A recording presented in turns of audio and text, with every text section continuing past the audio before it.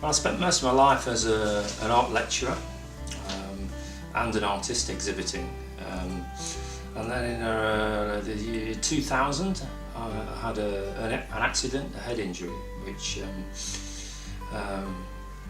messed me about perceptually, so it stopped me from teaching and stopped me from drawing and so on.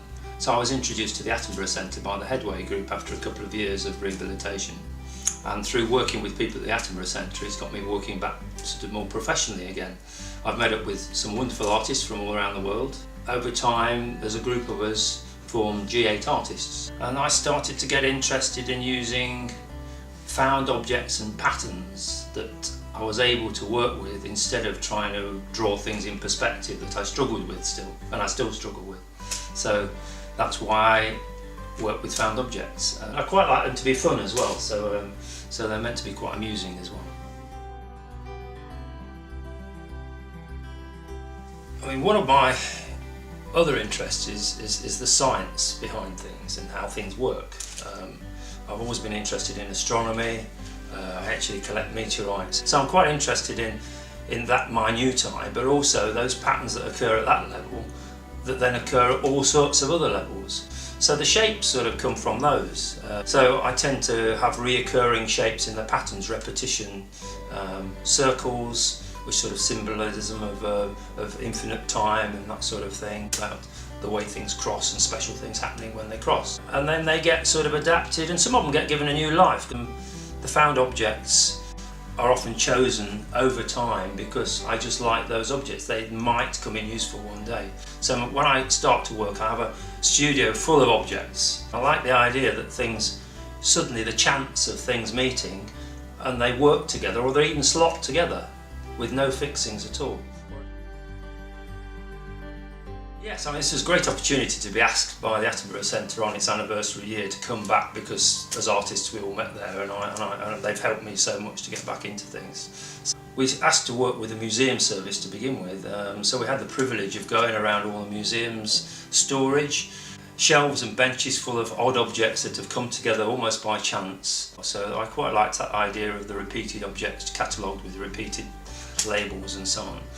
And so I was able to look at those objects and relate them to my interests and so on, about time and industry, the connections with science, which we saw in some of those objects as well.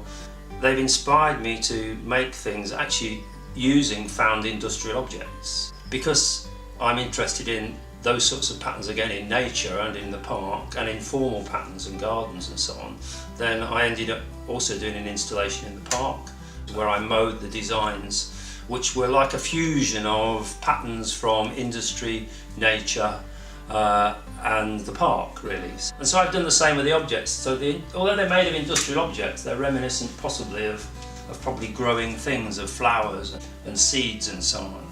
I kind of link to that as well within the park and the nature in the park, but amalgamating it and fusing it with things to do with industry. Well, I suppose the one that sort of kind of resonates with me is in the earlier days. An artist came along called Mark Grote, who's Professor of Arts and Sculpture at Loyola University in New Orleans. He did a residency there, and I just sort of got back into travelling around and driving again, and so precariously I ended up being his driver. So I was driving him around to different places. I just started to work with found objects, and he too worked with found objects. So we had a great time going around choosing all these amazing objects, picking things up off the street, going to charity shops, looking in skips, all sorts of things. So we had great fun. But the one thing I remember him saying in his exhibition, which is I quite like the idea as well, was when he sees people walk around his show, although the object might be ambiguous at first, when you get up to it, you suddenly realise that it's made out of a little bit of a cotton wool bud and part of a toy and so on, and it makes people smile.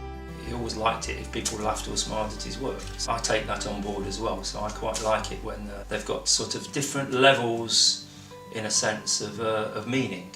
They can be taken just as a decorative object, or you can look into a deeper meaning behind them if you want to.